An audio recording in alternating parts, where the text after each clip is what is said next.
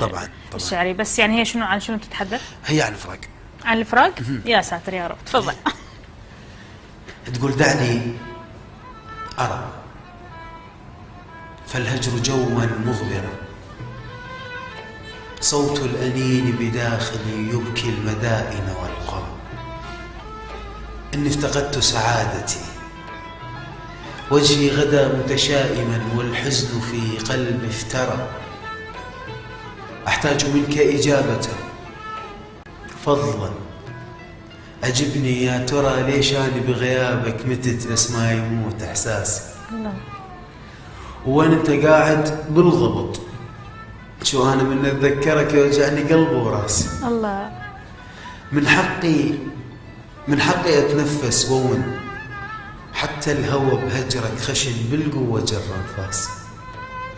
والله أنت طيب يا رحت بس حيل قلبك قاسي. الله. يزداد يومي وحدة والحزن لا يكفيني، أمضي غريبا دمعتي ما فارقتها عيني، كل الوجوه تشابهت، كل الأماكن نفسها والوقت لا يعنيني، قلبي تنازل واعترف، وعلى الخير إذا قلبك رجف وتونس ولا تنقهر تستاهل أنت الونس.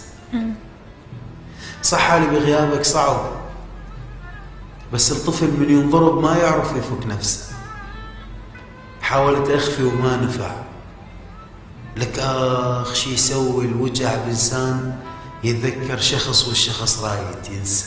الله.